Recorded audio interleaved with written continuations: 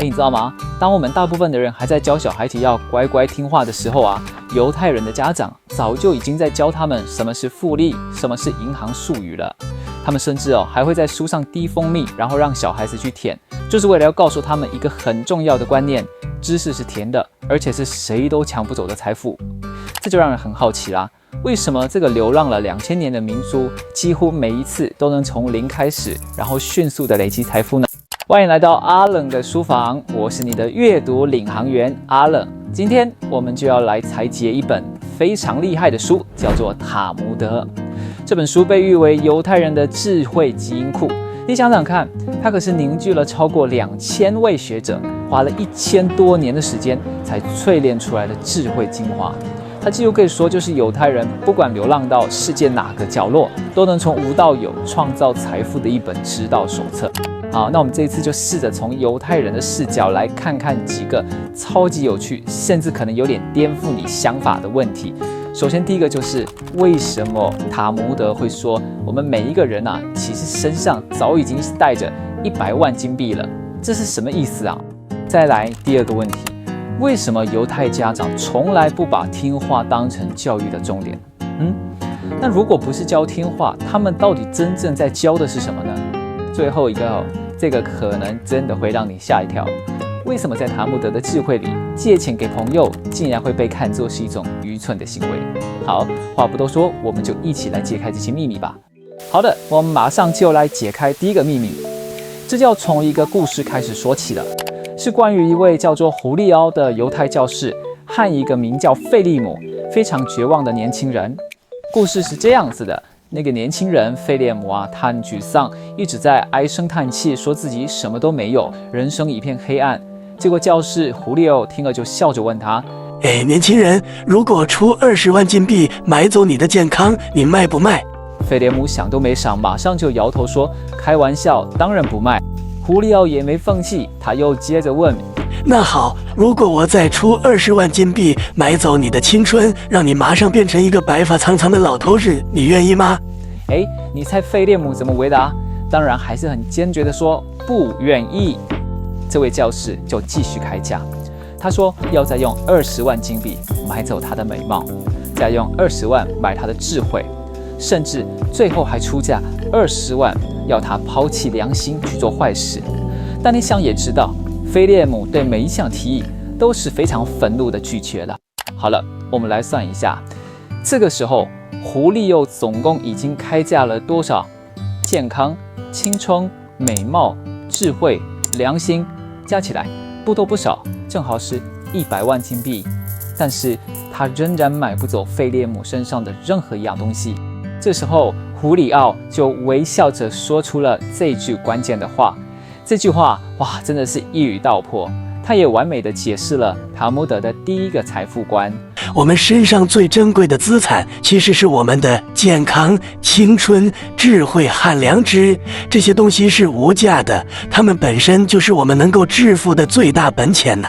好，当我们认识到自己内在的价值之后，接下来我们就要来谈一个非常非常实际的东西了，那就是钱。塔木德到底是怎么看待金钱的呢？很多人可能会觉得钱是万恶的根源，对吧？但塔木德可不这么认为哦。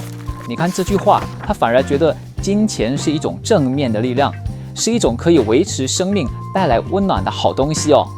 那为什么他们会有这么务实的观念呢？其实这背后是有很深刻的历史原因的。你想想看，在长达几千年的流浪历史里，犹太人没有自己的国家可以保护他们，常常需要缴纳各种奇奇怪怪又很高的税金，才能勉强生存下去。在这种情况下，钱就变成了他们唯一能看得见、摸得着的上帝，是换取安全、尊严和生命的唯一工具。所以你看，重点就来了。对犹太人来说，重视金钱真的不是因为贪婪，而是一种最基本的生存本能。因为在那个动荡不安的环境里，钱就是保护自己和家人的唯一盾牌。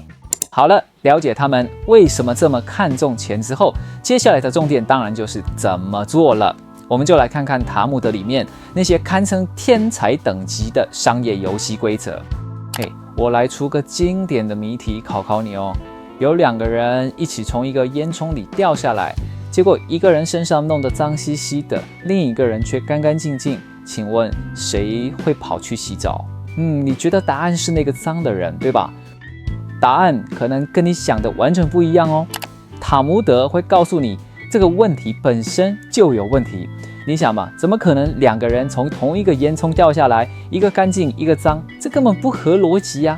你看，这就是塔木德厉害的地方。他的重点从来就不是给你一个标准答案，而是要训练你去挑战问题的前提，去独立思考、质疑假设。这在商业世界里可是最重要的技能啊！那这种超强的思考能力，具体展现在哪里呢？就体现在这些你看非常细节的商业道德准则上。比方说，他们考虑到绳子会热胀冷缩，所以规定冬天跟夏天用的尺长度要不一样，这样才公平。或者，如果成交的价格比市价高出太多，那这个交易就直接无效。这些规则的核心其实就是2个字：公平跟信任。这也是为什么犹太商人有办法在全世界建立起他们庞大的商业网络。好，接下来我们要谈最后一个秘诀咯。我先提醒你哦，这个原则可能会非常违背你的直觉。你听听看这句话是不是很犀利？借钱给朋友，你将以失去友情作为利息。塔木德甚至认为，当你把钱借给朋友的时候，你其实是在花钱给自己买一个敌人。哇，这话说的有点重哦。这背后的逻辑到底是什么呢？其实很简单，你想想看，一旦牵扯到金钱，原本很单纯的友谊，是不是就变得很复杂？借钱的人心里有压力，被借钱的你又不好意思去要回来。所以，为了保护珍贵的友谊，最好的方法就是让财务归财务，友谊归友谊。但这并不代表他们不善用借贷哦。这就带我们看到了借贷的另外一个超强大的面向，叫做杠杆操作。我们用饭店大王希尔顿的例子来看，你就懂了。他当年想盖一座100万美元的饭店，但手上只有5000块。你猜他怎么做？他超聪明的，他不买地，他用租的，然后把土地的使用权拿去跟银行贷款。最后，他甚至还说服地主也一起投资进来。你看，他就是巧妙的把所有人的资源都变成了自己的资源。好了，今天我们从塔木德里面学到了不少东西，我们来快速的总结一下这4大秘诀。第一，先认识到你自己本身就拥有100万等级的财富。第二，把金钱看作是一个很务实的生存工具。第三，遵守公平，能够建立信任的游戏规则。以及第4，要很聪明的区分友情和财务杠杆。最后，我想把这个问题留给你自己好好想一想。你已经拥有了那些用再多钱都买不到的宝贵资产了。那么从今天开始，你打算要怎么样去运用你自己的这100万金币，去创造真正属于你自己的财富呢？如果你喜欢这支影片，觉得今天的内容对你有启发，请帮我按个喜欢，这对我有很大的帮助。也别忘了订阅阿冷的书房，并且打开小铃铛。我们每周都会带给你更多含金量满满的书籍分享。